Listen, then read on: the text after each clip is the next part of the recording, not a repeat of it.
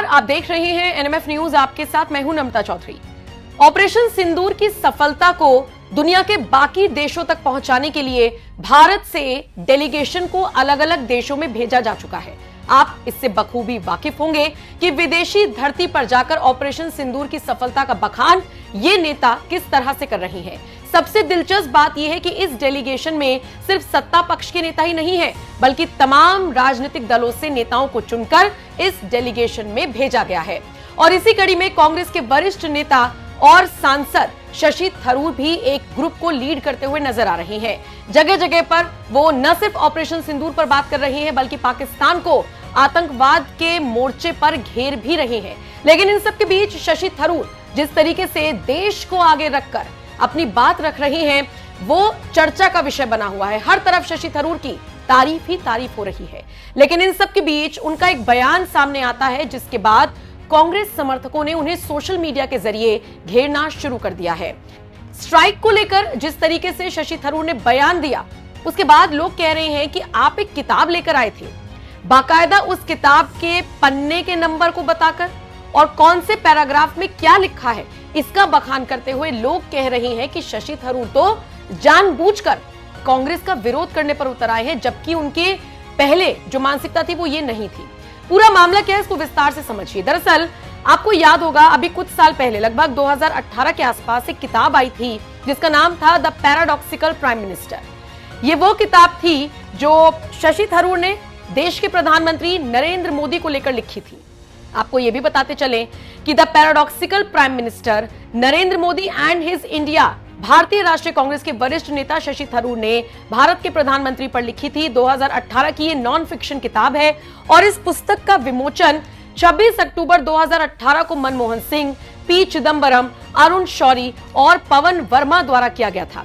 अब इस किताब का हवाला देकर, इसके पेज नंबर 209 का हवाला देकर लोग कह रहे हैं कि पहले तो आप कह रहे थे कि स्ट्राइक का फायदा चुनावों में ले रही थी मोदी सरकार, और अब आप कुछ और ही कहते हुए नजर आ रही हैं। आपको बताते चले, गुरप्रीत गैरी वालिया इस शख्स ने ट्वीट करते हुए लिखा, चलो आज शशि थरूर को थोड़ा नंगा करते हैं, मतलब एक्सपोज करते हैं। एक किताब है द पैराडॉक्सिकल प्राइम मिनिस्टर। इस किताब में पेज नंबर 209 पर चले जाना और आखिरी पैराग्राफ पढ़ना। कल का बयान स्ट्राइक वाला और इस किताब में जो लिखा है वो देखना। बस जब आप पढ़ लोगे आप खुद कहोगे शशि भाई तो नंगे हो गए। जिन लोगों को किताब ना मिले वो कमेंट में देख लेना, बहुत लोग उस पेज का स्क्रीनशॉट देंगे। अब इसी पर एक यूजर लिखते हैं, मैंने द पैराडॉक्सिकल प्राइम मिनिस्टर के पेज 209 का आखिरी पैराग्राफ देखा। उसमें शशि थरूर ने लिखा है, 2016 की सर्जिकल स्ट्राइक को बीजेपी ने चुनावी फायदे के लिए बेशर्मी से इस्तेमाल किया, जबकि कांग्रेस ने अपनी सरकार के दौरान कई ऐसी स्ट्राइक्स की थी, लेकिन उनका राजनीतिकरण नहीं किया।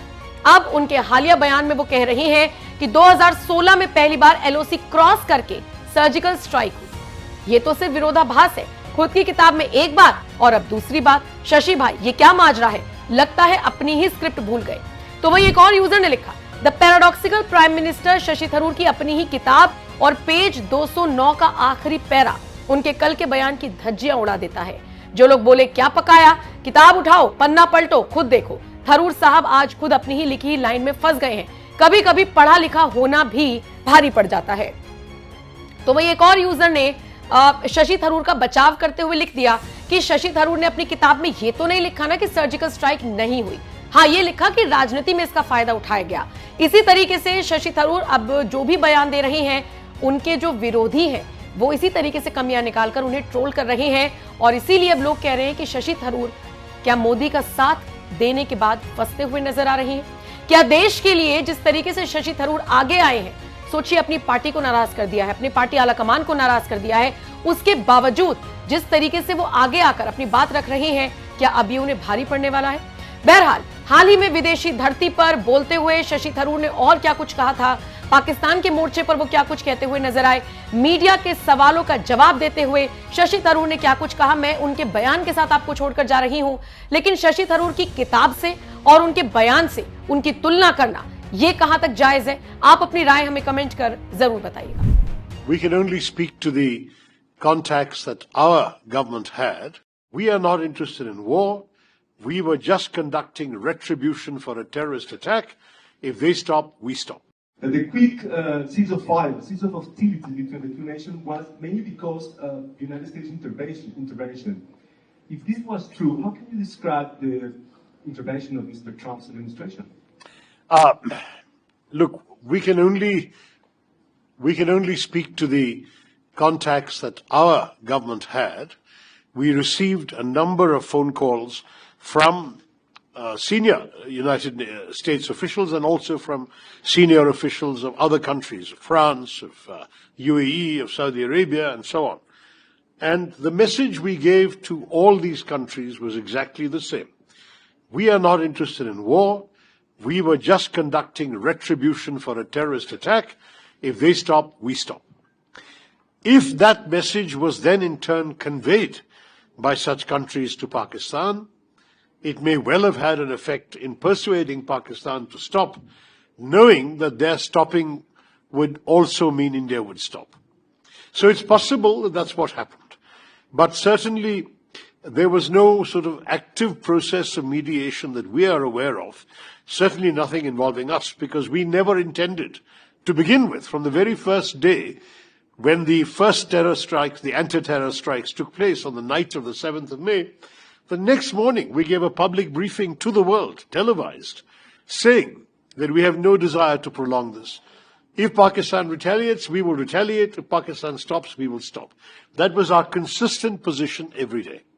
So there was no change. They stopped, we decided to stop. We are not the belligerent power in this particular equation, Mario.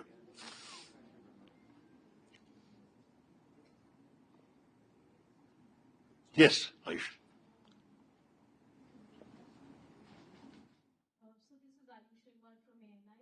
I just have one question. You had a very successful visit to Guyana and Panama, and the countries gave you a very strong word of support against terrorism and also against countries supporting terrorism. What are your expectations from Colombia, given the fact that Colombia is expected to be a part of the United Nations Security Council from next year, where Pakistan is already a non-permanent member? Well, we certainly wish Colombia all the best in its service on the premier body for peace and security of the United Nations. We understand that Colombia is contesting unopposed at the moment, and assuming that status continues, then it will be elected without any problem. And I do want to say that we would be very, very happy to be in regular dialogue with Colombia during its service in the Council on all international matters affecting us.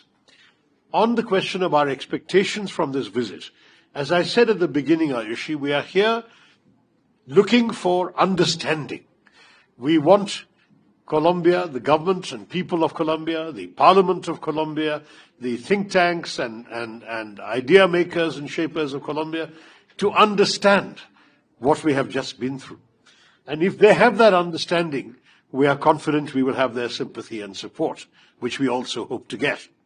But first we need to understand, because we have the impression that perhaps the situation was not fully understood when that one statement came out after the Indian attacks began. Understanding is extremely important for us. We are a country which really has been a force for constructive progress in the world. We are proud of our contributions to the United Nations in areas like peacekeeping and development and fighting the environment, all sorts of things.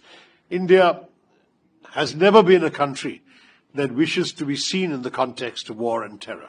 This has been inflicted upon us, and we are simply not going to take it lying down.